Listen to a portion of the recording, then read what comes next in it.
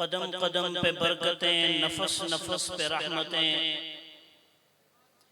قدم قدم پہ برکتیں، نفس نفس پہ رحمتیں، جہاں جہاں سے وہ شفیع آسیاں گزر گیا،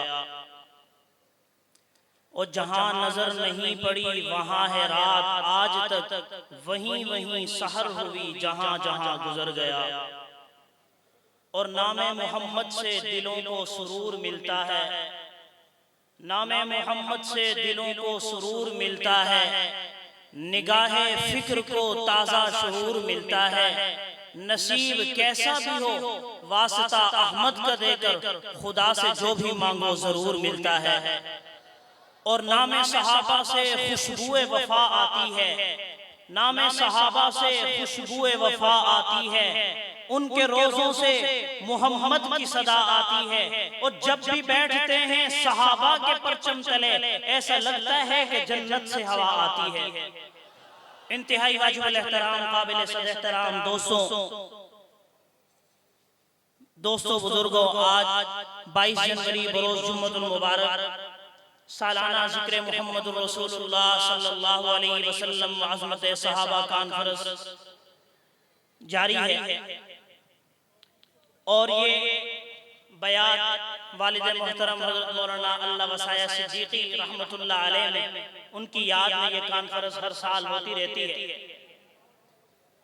بتلانے کا مقصد یہ ہے کہ ذکر محمد رسول اللہ و عظمت صحابہ کا عنوان دیا ہی اس نے جس کی یاد میں کی جاتی ہے، کیونکہ اس نے اپنی زندگی کا مقصد، اس نے اپنی زندگی کا مشن یہی رکھا کہ اگر زندگی گزارنی ہے، کامیاب زندگی گزار کر اس دار فانی سے کوچ کرنا ہے، کامیاب زندگی گزار کر اس دار فانی سے رخصت ہونا ہے، کامیاب زندگی گزار کر اس کائنات کو چھوڑنا ہے، تو اس کا اصل مقصد یہ ہے اگر کامیاب زندگی گزارنی ہے تو اس کا اصول یہ ہے کہ اپنی زندگی میں ذکر محمد الرسول اللہ کرو اور عظمت صحابہ کا پرچار کرو تو زندگی کامیاب گزرے گی۔ اور واقعتاً اس نے اپنی زندگی کامیابی کے ساتھ گزاری، اس نے اپنی زندگی کا مشن ذکر محمد الرسول اللہ کا رکھا، اس نے اپنی زندگی کا مشن عظمت صحابہ کو رکھا، اور واقعتاً وہ کامیاب ہو کر گیا ہے۔ قرائن یہ بتاتے ہیں کہ اس نے اپنی زندگی کامیاب گزاری ہے، اور وہ اس کائنات سے جب رخصت ہوا تب بھی کامیاب ہو کر گیا۔ میں نے دیکھا جب وہ اس زندگی میں، جب وہ موجود تھا اس دنیا میں، جب وہ ذکر محمد الرسول اللہ بیان کیا کرتا تھا، جب وہ عظمت صحابہ کا پرچار کیا کرتا تھا، والد محترم کے بارے میں بتایا جاتا ہے کہ سندھ کے ایک جلسے میں والد محترم موجود تھے، مجمع سے کسی شخص نے پرچی بھجوائی، کہا کہ حضرت میں آپ سے ملاقات کرنا چاہتا ہوں۔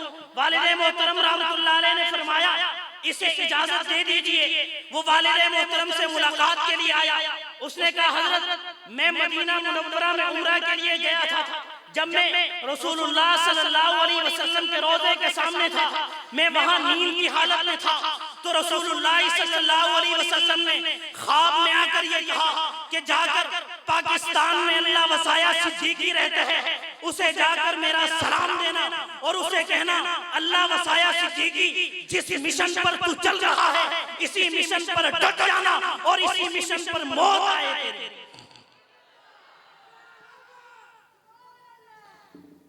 اور بتایا، ہم نے دیکھا، قرائن نے بتلایا، اس نے اپنی زندگی ذکر محمد الرسول اللہ میں گزاری، اس نے اپنی زندگی عظمت صحابہ میں گزاری۔ وہ شخص آیا، اس نے کہا حضرت مجھے رسول اللہ صلی اللہ علیہ وسلم نے خصوصاً آپ کے لیے سلام بھیجا ہے، میں آپ کو جانتا تو نہیں تھا، لیکن جب مجھے یہ نام کہا گیا میں پاکستان میں تلاش کرتا رہا، مجھے جب آپ کے اس جلسے کا اشتہار نظر آیا تو تب میں رسول اللہ صلی اللہ علیہ وسلم کی امانت آپ تک پہنچانے کے لیے آیا ہوں تو میرے والد محترم اللہ وسایہ صدیقی نے اس وقت آنکھوں میں آنسو آ گئے، کیونکہ وہ صحابہ کی عزت کے لیے کام کر رہے تھے، پیغمبر کریم صلی اللہ علیہ وسلم کے ذکر کے لیے کام کر رہے تھے، پیغمبر کریم صلی اللہ علیہ وسلم کی تعلیمات کو عام کر رہے تھے، صحابہ کرام کی عفت و عصمت پر اپنی جان کو ہتھیلی پر لے کر صحابہ کی عزت کا پرچار کر رہے تھے، اور ان کی زندگی کا سبق بھی یہ تھا، انہوں نے ہمیں سبق یہ پڑھایا ہے اور کہا اے میرے بیٹوں اگر زندگی گزارنی ہے تو اپنی زندگی ذکر محمد کر کے اور صحابہ کی عزت کا پرچار کرتے ہوئے گزارنا۔ اور ذکر محمد کیا ہے؟ ذکر محمد کیا ہے؟ رسول اللہ صلی اللہ علیہ وسلم کا ذکر، پیغمبر کی ہستی تمام انبیاء سے اعلیٰ ہے، تمام انبیاء سے افضل ہے، ہر نبی کی شان اعلیٰ ہے، با کمال ہے، بے مثل ہے، بے مثال ہے، لیکن پیغمبر کی ذات تمام نبیوں سے اعلیٰ ہے، عرفہ ہے۔ پیغمبر کریم صلی اللہ علیہ وسلم جب اماں آمنہ کے بطن میں آتے ہیں تو اماں آمنہ فرماتی ہیں میرے بطن میں جب سے یہ آئے ہیں تو عرب کی پتھریلی زمین میرے لیے موم بن جاتی ہے۔ اماں آمنہ کا بیان ہے جب یہ بچہ میرے بطن میں آیا ہے میں کنویں سے پانی لینے جاتی ہوں، پانی بڑا گہرا ہے، جب سے یہ بچہ میرے بطن میں آیا ہے میں کنویں پر جاتی ہوں تو کنویں کا پانی میرا استقبال کرتے ہوئے نظر آتا ہے۔ یہ پیغمبر کا ذکر ہے۔ پیغمبر کریم صلی اللہ علیہ وسلم کی پرورش کے لیے اماں حلیمہ آتی ہیں، پیغمبر کریم صلی اللہ علیہ وسلم کو گود لے کر پیغمبر کریم صلی اللہ علیہ وسلم کو پالنے کے لیے دیہات کی طرف لے کے جاتی ہیں۔ اماں حلیمہ کی اونٹنی سب سے لاغر ہے، کمزور ہے، لیکن پیغمبر کریم کے قدم اطہر جب حلیمہ کی اونٹنی پر پڑتے ہیں تو حلیمہ کی اونٹنی جو سست رفتار ہے میرے پیغمبر کے قدم اطہر پڑنے سے وہ اونٹنی تیز رفتار ہو جاتی ہے۔ اور یہی نہیں، حلیمہ کے گھر میں دودھ نہیں ہوتا، پیغمبر کے قدم مبارک حلیمہ کے گھر میں لگتے ہیں، حلیمہ کے گھر کی جو بکریاں دودھ نہیں دیتی تھی پیغمبر کے قدم مبارک حلیمہ کے گھر میں لگتے ہیں، حلیمہ کے گھر کے سارے برتن پر ہو جاتے ہیں، سارے برتن بھر جاتے ہیں، لیکن حلیمہ کی بکریوں کا دودھ ختم نہیں ہوتا۔ یہ پیغمبر کا ذکر ہے، یہ پیغمبر کا ذکر ہے۔ اور میرا پیغمبر تو وہ ہے جب دعا کے لیے ہاتھ اٹھاتا ہے تو اللہ رب العالمین پیغمبر کے ہاتھ نیچے ہونے سے پہلے دعا کو قبولیت بخش دیتے ہیں، دعا کو قبول کر لیتے ہیں۔ حضرت ابو ہریرہ پیغمبر کی دربار میں آتے ہیں، کہتے ہیں یا رسول اللہ میری ماں مجھے بڑا پریشان کرتی ہے، میری ماں کہتی ہے تو اس پیغمبر کی دربار میں نہ جایا کر، تو اس پیغمبر کے ساتھ مت بیٹھا کر، تو اس پیغمبر کا کلمہ چھوڑ دے۔ یا رسول اللہ میری ماں کے لیے دعا کیجئے، اللہ رب العزت اسے دین کی دولت سے مالا مال کر دے، اسلام کی دولت سے مالا مال کر دے۔ رسول اللہ صلی اللہ علیہ وسلم حضرت ابو ہریرہ کی اماں کے لیے ہاتھ اٹھاتے ہیں۔ حضرت ابو ہریرہ فرماتے ہیں جب رسول اللہ نے ہاتھ اٹھایا میں دوڑ کر اپنے گھر کی طرف گیا، میں نے کہا آج دیکھتا ہوں پیغمبر کی دعا پہلے پہنچتی ہے یا ابو ہریرہ گھر پہلے پہنچتا ہے۔ حضرت ابو ہریرہ فرماتے ہیں میں جب گھر کی چوکھٹ پر آیا میں نے دروازہ کھٹکھٹایا، اماں نے پوچھا کون ہے، انہوں نے کہا حضرت ابو ہریرہ نے کہا اماں ابو ہریرہ دروازے پر آیا ہوں، تو اماں نے کہا ابو ہریرہ ذرا صبر کر میں غسل کرتی ہوں، غسل کرنے کے بعد مجھے اپنے پیغمبر کے دربار میں لے لے جا، میں تیرے پیغمبر کا کلمہ پڑھ کے مسلمان ہونا چاہتا ہوں۔ تو حضرت ابو ہریرہ کے پہنچنے سے پہلے پیغمبر کی دعا کو اللہ نے قبولیت بخش دی۔ میرا پیغمبر تو وہ ہے کہ جب صحابہ کرام کے لیے وضو کا پانی نہیں ہے، صحابہ کرام کے لیے غسل کا پانی نہیں ہے، پیغمبر کریم صلی اللہ علیہ وسلم اپنی انگلیاں مبارک برتن میں رکھتے ہیں، اللہ ان انگلیوں سے پانی کے چشمے جاری کر دیتے ہیں۔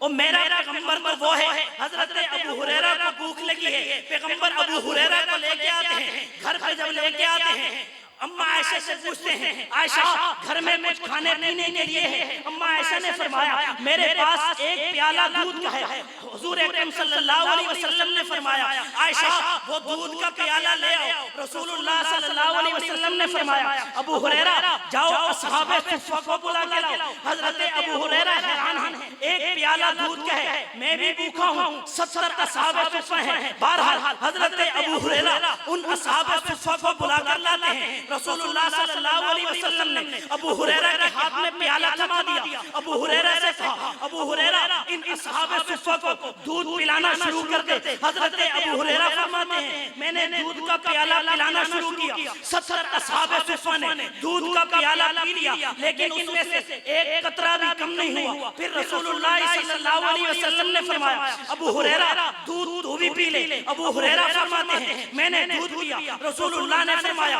ابو ہریرہ پھر پی۔ ابو ہریرہ فرماتے ہیں میں نے پھر پیا، رسول اللہ نے فرمایا ابو ہریرہ دودھ پھر پی۔ حضرت ابو ہریرہ نے 3 مرتبہ دودھ پیا، پھر رسول اللہ نے خود دودھ پی کر ختم کیا۔ بتلانے کا مقصد یہ ہے ایک پیالہ دودھ کا ہے، 70 اصحاب صفہ نے دودھ پیا، حضرت ابو ہریرہ نے 3 مرتبہ پیا اور پھر رسول اللہ نے بھی پیا۔ یہ میرے پیغمبر کا ذکر ہے کہ میرے پیغمبر کے پاس جو ایک پیالہ دودھ کا ہے وہ 73 آدمیوں کو کافی ہو جاتا ہے۔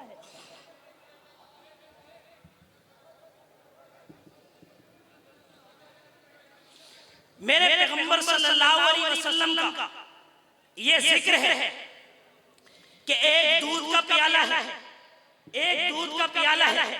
میرے پیغمبر صلی اللہ علیہ وسلم کا ذکر یہ بھی ہے، حضرت شیمہ فرماتی ہیں کہ میں اپنے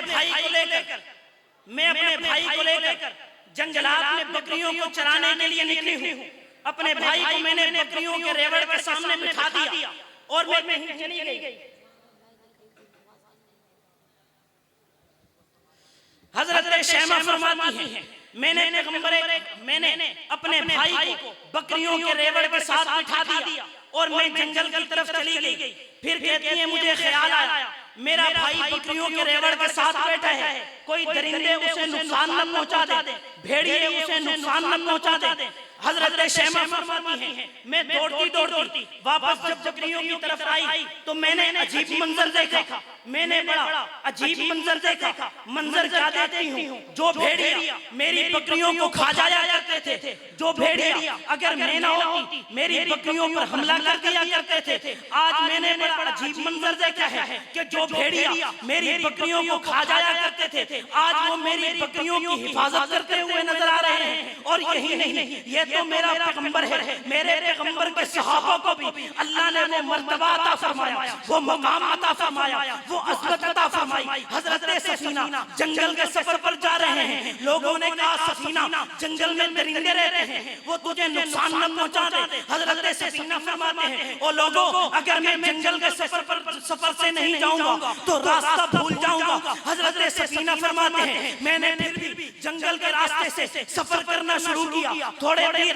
دیر آگے گیا، ایک شیر بھوک میں دھاڑتا ہوا میری طرف لپکتا ہوا آیا۔ میں نے جب دیکھا یہ شیر مجھ پر حملہ کرنا چاہتا ہے، حضرت سفینہ نے فرمایا میں نے اعلان کیا او شیر اگر تو جنگل کا بادشاہ ہے تو میں مدینے والے محمد کا غلام ہوں۔ حضرت سفینہ فرماتے ہیں شیر جس آنگل جس دور سے میری طرف آ رہا تھا وہی خاموش ہو کے بیٹھ گیا، گویا کہ وہ یوں کہنا چاہ رہا تھا سفینہ اگر تو مدینے والے محمد کا غلام ہے تو میں جنگل کا بادشاہ ہونے کے باوجود مدینے والے محمد کے غلاموں کا بھی غلام ہوں۔ یہ میرا پیغمبر ہے، یہ میرا پیغمبر ہے کہ جب وہ بکریوں کے ریوڑ کے ساتھ بیٹھتے ہیں، کیونکہ میرا پیغمبر تو رحمت للعالمین ہے نا، میرے پیغمبر کو اللہ رب العالمین نے جانوروں کے لیے بھی رحمت بنا کر بھیجا ہے، انسانوں کے لیے بھی رحمت بنا کر بھیجا ہے، چرند پرند سب کے لیے میرے پیغمبر کو اللہ نے رحمت بنا کر بھیجا ہے۔ ایک آپ کو نقشہ کھینچ کر دیتا ہوں، رسول اللہ کے آنے سے پہلے مکہ مکرمہ میں کیا رواج ہوتا تھا کہ بچیوں کو زندہ دور کر دیا جاتا تھا۔ کیسر و کسریٰ میں کیا رواج ہوتا تھا جب عورت جوان ہو جاتی، بچی جوان ہو جاتی، اسے بازاروں کی زینت بنایا جاتا تھا، لوگ ان سے اپنے فائدے وصول کیا کرتے تھے، لوگ انہیں بازار کی زینت بناتے تھے۔ میرے پیغمبر نے آ کر عورت کا تحفظ پیش کیا ہے اور اعلان کیا ہے میری امت میں جو 2 بیٹیوں کو، میری امت میں جو 2 بیٹیوں کی اچھی طرح پرورش کرے گا اور ان کی شادی کروائے گا، میں محمد ان کے لیے جنت کا اعلان کرتا ہوں۔ اور یہی نہیں، میرے پیغمبر تو جانوروں کے لیے بھی رحمت بن کر آئے ہیں۔ صحابہ کی مجلس لگی ہے، پیغمبر بیٹھے ہوئے ہیں، ایک اونٹ آیا، پیغمبر کے قدم مبارک پر اپنا سر رکھا، صحابہ نے پوچھا یا رسول اللہ یہ اونٹ کیا کہنا چاہتا ہے؟ رسول اللہ نے فرمایا یہ اونٹ اپنے مالک کی شکایت کر رہا ہے، یہ اونٹ یہ کہنا چاہ رہا ہے اس کا مالک اس سے کام زیادہ لیتا ہے، اسے چارہ کم ڈالتا ہے۔ رسول اللہ صلی اللہ علیہ وسلم نے اس کے مالک کو بلایا اور اسے کہا آئندہ تو اس اونٹ سے جتنا کام لے گا اسے اتنا چارہ بھی دینا پڑے گا۔ میرا پیغمبر یوں جانوروں کے لیے بھی رحمت بن کر آیا ہے۔ میرے پیغمبر کریم صلی اللہ علیہ وسلم کا یہ ذکر ہے۔ میں نے قرآن کریم کی ایک آیت پیش کی، میں نے قرآن کریم کی ایک آیت پڑھی، اللہ رب العالمین نے فرمایا یا ایھا النبی انا ارسلناک شاہدا، اے پیغمبر ہم نے تجھے گواہ بنا کر کے بھیجا ہے۔ پیغمبر کو اللہ نے گواہ بنا کر بھیجا ہے، حالانکہ اللہ کے تمام انبیاء اللہ کی وحدانیت کے گواہ ہیں، تو اللہ نے پیغمبر کی ذات کو خاص کیوں کیا، پیغمبر کی ذات کو مخصوص کیوں کیا؟ حضرت آدم نے بھی اللہ کی گواہی دی ہے، حضرت نوح نے بھی اللہ کی گواہی دی ہے، حضرت عیسیٰ نے بھی اللہ کی گواہی دی ہے، حضرت موسیٰ نے بھی اللہ کی گواہی دی ہے، لیکن کیا وجہ تھی کہ اللہ نے پیغمبر کی ذات کو خاص کر دیا؟ اس لیے خاص کیا، حضرت آدم کی گواہی کا وقت آیا، انہوں نے جنت سے نکل کر اللہ کی گواہی دی ہے، نوح علیہ السلام نے طوفان دیکھ کر اللہ کی گواہی دی ہے، موسیٰ علیہ السلام نے مشکلات دیکھی، گواہی دے دی، ایوب علیہ السلام نے بیماری دیکھی، اللہ کی گواہی دے دی، عیسیٰ علیہ السلام نے جیل دیکھی، اللہ کی گواہی دے دی، یوسف علیہ السلام نے جیل دیکھی، گواہی دے دی، لیکن جب میرے پیغمبر کی باری آئی تو اللہ رب العالمین نے حضرت جبرائیل کو پیغمبر کے دروازے پر بھیجا۔ حضرت جبرائیل آئے، پیغمبر کا دروازہ کھٹکھٹایا، پیغمبر نے فرمایا کون ہے؟ جبرائیل نے کہا یا رسول اللہ میں ہوں۔ پیغمبر نے فرمایا جبرائیل کام کیا ہے؟ جبرائیل نے فرمایا یا رسول اللہ اللہ رب العالمین نے آپ کی عرش معلیٰ پر دعوت کی ہے، اللہ رب العالمین نے آپ کو عرش معلیٰ پر بلایا ہے، اس لیے کہ اللہ رب العالمین اس دنیا والوں کو بتلا دینا چاہتا ہے کہ آدم نے بھی گواہی دی ہے زمین پر رہ کر، نوح نے گواہی دی ہے زمین پر رہ کر، ادریس نے گواہی دی زمین پر رہ کر، تمام انبیاء نے گواہی دی، مشکلات کو دیکھ کر، میری نشانیوں کو دیکھ کر تمام نبی میری نشانیوں کے گواہ ہیں۔ اے پیغمبر تجھے میں عرش معلیٰ پر بلا کر تجھے میں موقع کا گواہ بنانا چاہتا ہوں، دنیا والوں کو بتلانا چاہتا ہوں بقیہ نبی تو میں نے بھیجے وہ گواہ ہیں لیکن میں نے انہیں نشانیوں کا گواہ بنایا ہے۔ اے پیغمبر تجھے عرش معلیٰ پر بنا کر تجھے عرش معلیٰ پر بلا کر تجھے موقع کا گواہ بنا دیا۔ تو پیغمبر کی ذات کو اللہ نے خاص اس وجہ سے کیا کہ پیغمبر کو اللہ نے موقع کا گواہ بنایا ہے۔ یہ میرے پیغمبر کا ذکر ہے۔ اور پھر دوسرا عنوان ہے عظمت صحابہ۔ دوسرا عنوان کیا ہے؟ عظمت صحابہ۔ تو صحابہ اکرام رضوان اللہ علیہ مجمعین کون ہیں؟ صحابہ اکرام کون ہیں؟ صحابہ اکرام وہ عظیم ہستیاں ہیں جنہوں نے پیغمبر کریم صلی اللہ علیہ وسلم کی ایمان کی حالت میں زیارت کی ہے، جن کے بارے میں اللہ رب العالمین نے قرآن کریم میں رضا کے پروانے جاری کیے ہیں۔ صحابہ کون ہیں؟ اللہ رب العالمین نے جن کے متعلق 750 آیات میں صحابہ اکرام کی تعریف کی ہے۔ صحابہ اکرام کون ہیں؟ جن کے بارے میں اللہ رب العالمین نے رضی اللہ عنہم ورضوا عنہ کا پروانہ جاری کیا ہے۔ صحابہ کون ہیں؟ جن کے بارے میں اللہ رب العالمین نے اولئک حزب اللہ کا پروانہ جاری کیا ہے۔ صحابہ کون ہیں؟ جن کے بارے میں اللہ رب العالمین نے اعلان کیا اولئک الذین امتحن اللہ قلوبہم للتقوی۔ آج اگر کوئی ممتحن کسی مدرسے کے بچوں کا امتحان لے، فلاں کہتا ہے فلاں ممتحن نے امتحان لیا تھا، اس نے اگر کامیاب کیا ہے تو اس نے صحیح کیا ہے۔ اور صحابہ تو وہ عظیم ہستیاں ہیں، صحابہ تو وہ عظمت والے ہیں، صحابہ تو وہ رفعت والے ہیں۔ کسی دنیا والے نے صحابہ کا امتحان نہیں لیا، بلکہ اللہ نے خود اعلان فرمایا اولئک الذین امتحن اللہ، میں نے صحابہ کے دلوں کا امتحان لیا ہے اور صحابہ کے دلوں میں تقوی کو بھر دیا ہے۔ تو دنیا والے اگر امتحان لیں تو اس کی بات ہی کچھ اور ہے، یہاں تو اللہ نے صحابہ کا خود امتحان لے کر انہیں پاس فرما دیا ہے۔ اللہ رب العزت ہمیں صحابہ اکرام کی غلامی نصیب فرمائے۔ وآخر دعوانا الحمدللہ رب العالمین۔